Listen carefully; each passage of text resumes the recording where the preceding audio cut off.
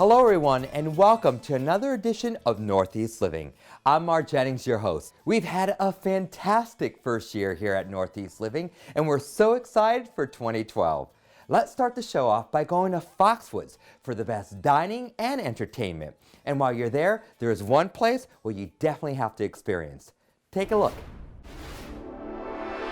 Our goal here was to create something when you walk through the door that you really feel like you're somewhere else. And there's three main components to it. There's a dining room, so kind of world-class sushi and Asian food.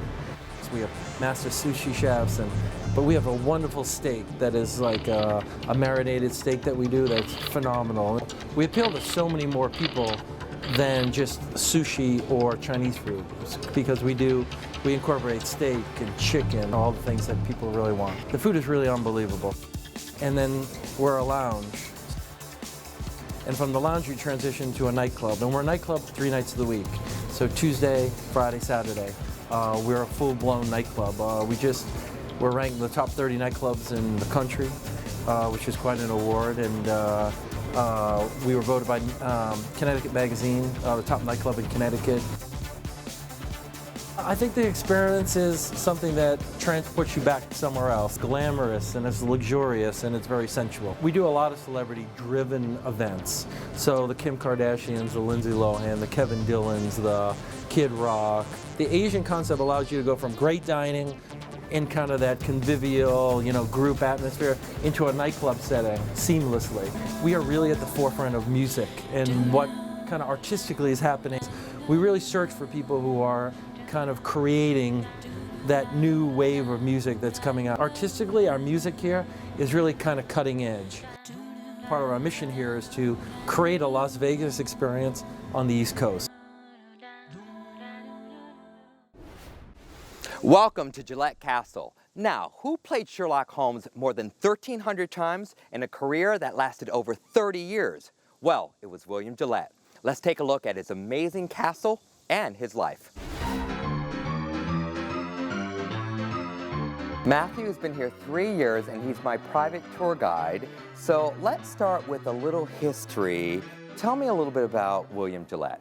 Well, he was born in 1853 in Hartford. He was a really smart kid. His dad was a senator, but he enjoyed entertaining people rather than more academic pursuits. So right after high school, he moved to New Orleans and became an actor. And he did pretty well because he became the most successful actor and playwright of his generation in America. And his most famous role was as Sherlock Holmes. There you go. And I see you came prepared. Yes, I'm getting into character. Excellent. Well, let's walk around, shall we? Sure thing. The infamous bar. This is where you would come and get a martini, right? Sure thing, but it wouldn't be that easy. See, he designed it with a bit of a joke involved. If he had someone here, he may close up the bar, and when their backs were turned, he'd pull out this pin right here and drop it in his pocket. And that releases this little mechanism on a spring that locks the thing up. But he'd then invite his friends to help themselves to a drink while he excused himself upstairs to change into his dinner clothes or something. Did people fight and I want a drink, I want a drink? Oh, they sure did. And he could watch from the balcony upstairs by looking in a mirror in the great hall that reflects back in onto here. When he came back down, he'd have this little strip of metal hidden up his sleeve. This was the key. And while he was telling his friends that there was nothing wrong with the bar, he'd do some sleight of hand to undo the lock and open it right up. And voila. Yeah, he had fun. Drinks were served. Certainly. This is a great one. It's got a big, huge desk and filing cabinet that he inherited from his father, though he added some modifications. For instance, his office chair is built on a track. So it's an early iteration of the rolling office chair. It's 24 rooms originally, all hand-carved oak and local fieldstone, and there's about 47 unique doors, all of them designed by Gillette. He was basically his dream child. It includes hand-carved wooden light switches and a lot of really custom furniture and some of the original art and knickknacks, for lack of a better word, that he lived with here. Now, this room is the 3rd floor, and it houses what? All his collectible of art that he's collected over the years? Yeah, he has a library and an art gallery, and the house came with a pretty extensive collections, mostly landscapes and nature pieces from the late 19th and early 20th centuries. Come on, Mar, one more thing I want to show you. The man himself. What a good-looking guy. Yeah, it's William Gillette. He was known for being handsome, you know. Tall and handsome. Yeah. Well, let me tell you, Matt, it was a great experience to come to Gillette Castle here in East Haddam. And not only is it a wonderful castle to experience, but there's a lot to do. Hiking, picnicking. Thank you so much. I feel very special for the tour.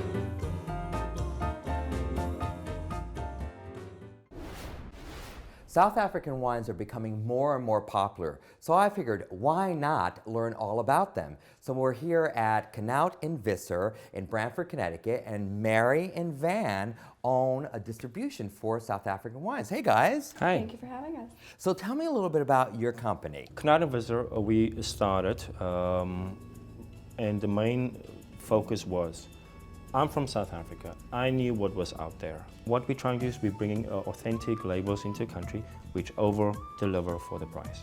Tell me a little bit about how you select your wines. When we go to South Africa, we do our research beforehand. We go to these vineyards, we taste the wine, we meet the winemakers, we visit the vineyards and we see how they make their wine.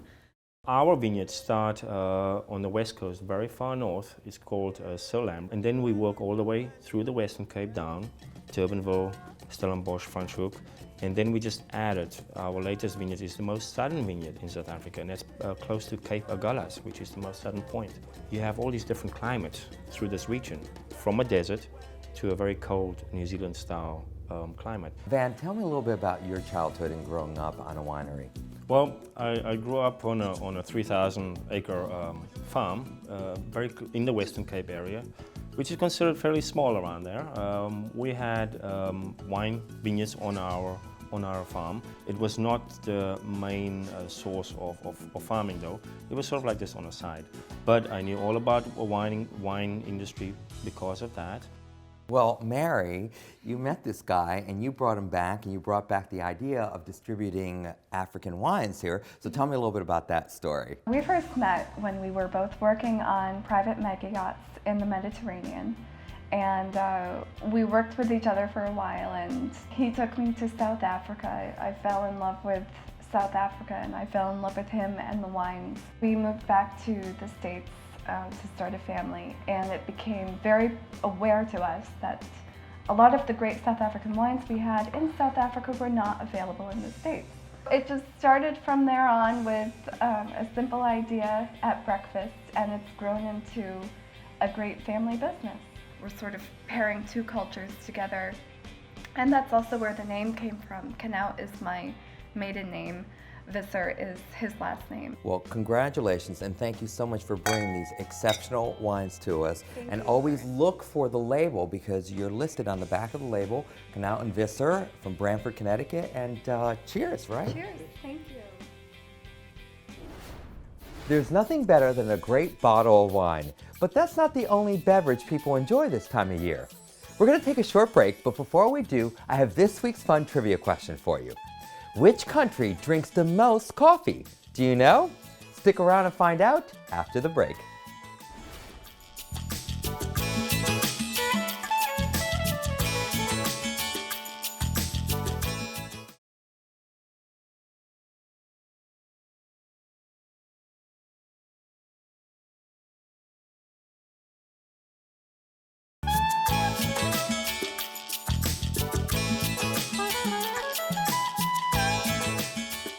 Welcome back to Northeast Living.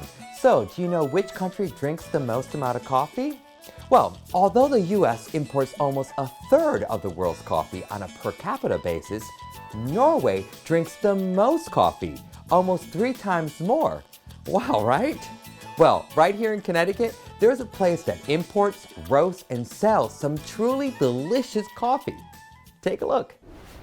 Coffee is best when it's pure, so let's learn all about the Pure Coffee brand, and we have Bea and Rich here, who are owners of this fantastic Colombian coffee. And congratulations, because you guys are expanding not just in Connecticut, throughout the country. Yes, we are. Bea, you're not just a pretty face behind the great commercials. Tell me a little bit about your role with this company. Okay, I'm a coffee importer and I'm from Colombia, and 75% of the coffee that I import to this country is from my country. Colombia is the second largest coffee producer in the world, so I'm proud to be a Colombian and bring the excellent coffee from my country to the United States.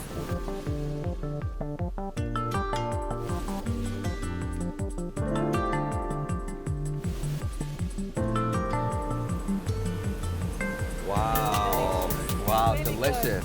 Totally purified.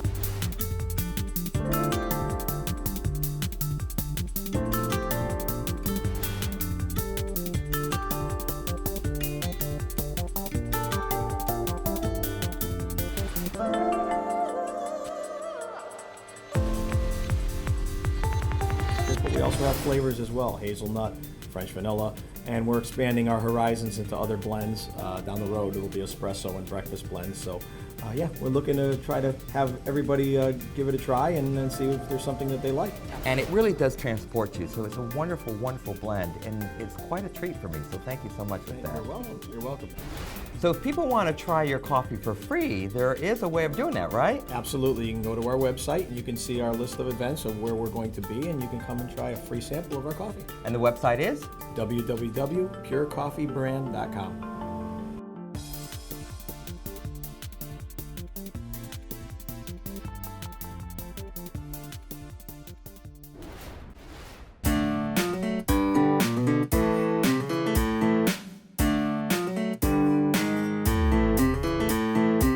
During the winter, we often think about going away, and that's exactly what I did, to the British Virgin Islands.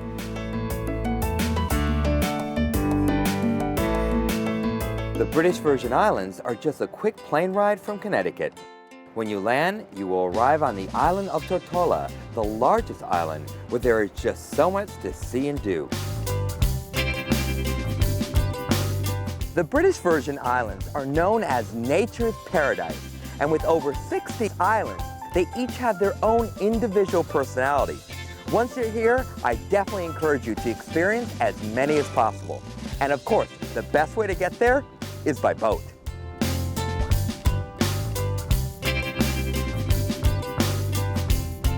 Exploring the different islands is so much fun. Whether it's drinks on Joost van Dyke, I feel better already. Or a dip and a snorkel at Norman Island. It seems there's always another surprise waiting to be discovered.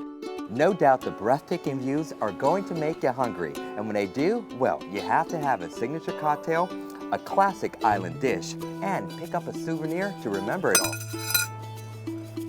Thank you.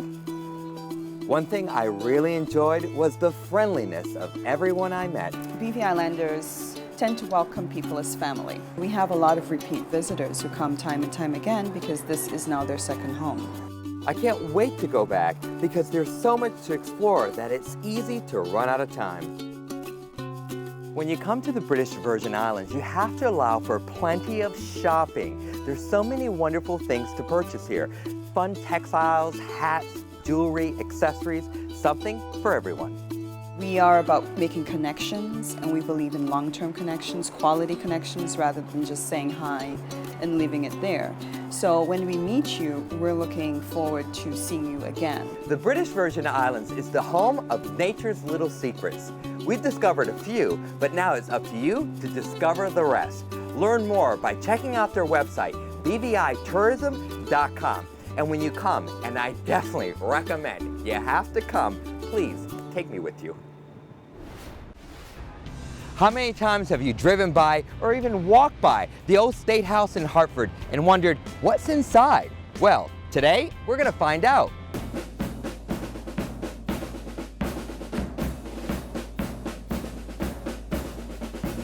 I'm here in the Senate chamber with Sally Whipple. She's the Director of Education and Community Programming, and I'm so honored to be here. Thank you so much for being on the show. Well, thank you for coming to visit us. Tell me a little bit about the history of this space. Well, this space is called the Senate Chamber. The Governor's Council was the original name for the Senate, and they met here when the building was opened in 1796. And the room itself, as you can see, is beautiful, and the focal point of it really is this portrait of George Washington. This is an original Gilbert Stuart painting of George Washington, and it has hung here since shortly after Washington died, when the state commissioned it to have it hung in this room. Now tell me a little bit about what people can expect when they come inside to this place. There is so much to do here. We have people who will come in saying, "What's in here?" And 4 hours later, they leave and say, "We can't wait to tell our friends." So it's an educational experience, plus it's a little piece of history, a jewel really in the Hartford area. Mm-hmm. It's history, it's civics. Here you learn a lot about how people participated in government to get things done. And it's a place where you learn about people from the past who really made a difference for Connecticut and for the nation. So who can tell me about the history? I think you want to talk to Rebecca Tabor-Conover. She is the head of our public programs, and she's really been studying the restoration, and she can tell you a lot. Sally told me that I should speak to you in reference to the history of the old State House. So let's start with this room. Well, welcome to the House Chamber, Marv. This chamber really reflects what the room looked like in the mid-1800s, a period we call the Victorian era. And it's where the House of Representatives would have met throughout our building's history as the state capitol. The furniture in this room, most of the desks and chairs do date from the 1870s. By the mid to late 1800s, the Industrial Revolution had already started, so mass-produced carpet was available. You have a whole different design ethic here in terms of the color palette, as well as just a lot of use of draperies and other things like that. The thing I love about working at the Old State House is the fact that our building touches every town in Connecticut because we were the center, we were the hub, and we still act as a hub through our programming and other activities going on. So people should definitely come and check us out. And you walk away with a piece of history that really is always the foundation of who we are today and can propel us for who we will be tomorrow. Thank you Absolutely. so much. You're welcome. It was such a great time here. For more information on the Old State House, check out their website at ctoldstatehouse.org.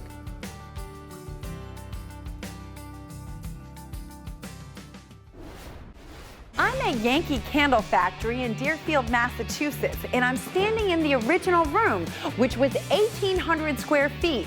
It's now 90,000 square feet, and it has a lot more to offer.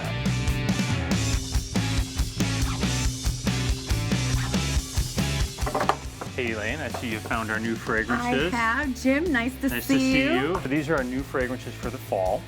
We've got Kitchen Spice, and we have Over the River, Nice. Vanilla Satin, and then this one here is Nature's Paintbrush, Pumpkin Buttercream, which we know is going to be your favorite. Oh, I love this. Love the And smell you've of smelled this. it correctly through the Yeah. lid and not through the jar. That's awesome. So this is our home store, Oh, nice. filled with fashion to apparel, personal care, jewelry.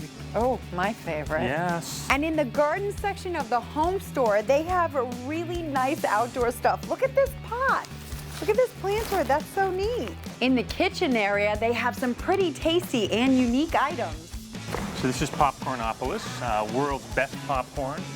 Lots of sweet treats made right here on the premise. Oh, chocolate and popcorn, my Yummy. favorite. And while you're here, don't forget to visit their new candy store, Yankee Candy.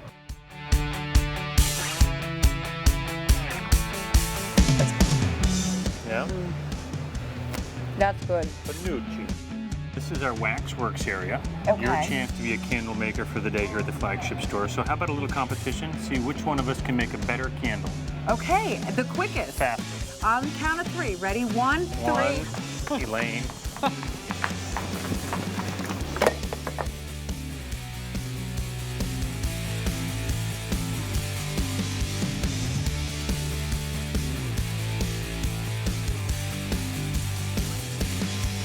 Do you need some help? Are you trying to cheat? No! Come on. Though you finished quicker than I did. Oh yeah, I cheated. Did you really? Yeah. You did. You're so wrong. They've added a lot onto their toy store, and they have tons of toys in here, from dolls to learning blocks. If you lose your man in Yankee Candle Factory, just look in the men's section. That's where I found Jim and my cameraman Eric watching the game. So this is your wine collection. Why would you call it a wine collection? Well, again, starts with fragrance, like great wines, great fragrance. So we named them after nice wines. So this Okay. is Vineyard. You would smell your glass of wine. Oh, that smells like grapes. Nice. Yankee Candle Factory in Deerfield, Massachusetts is a great place to visit all year long. But for their upcoming events for the holidays, visit their website. We'll have more Northeast Living right after this. Stick around.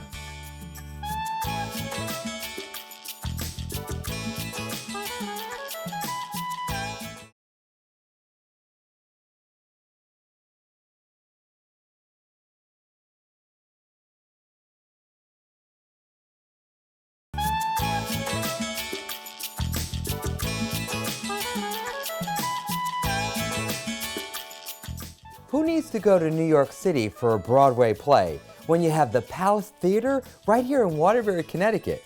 And guess what? I needed to learn all about it. Take a look.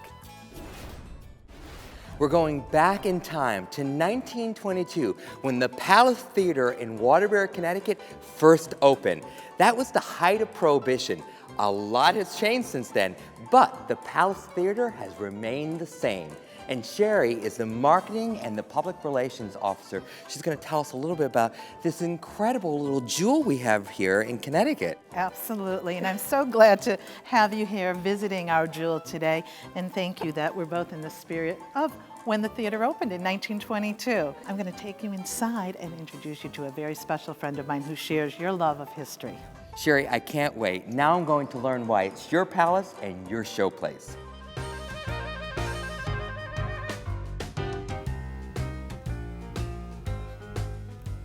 Louis is the historian and the photographer of the palace, and he has a really wonderful story. You started as a child right here in the palace. How wonderful is it to be able to have your love and passion for the palace from such an early age? I have a great passion for the palace. I started my very first job when I was 16 years old, came to the palace working for less than $1 an hour. The and good old I started days. as an usher, went to doorman, Candyman, assistant manager, and projectionist. The history of the palace goes back so far.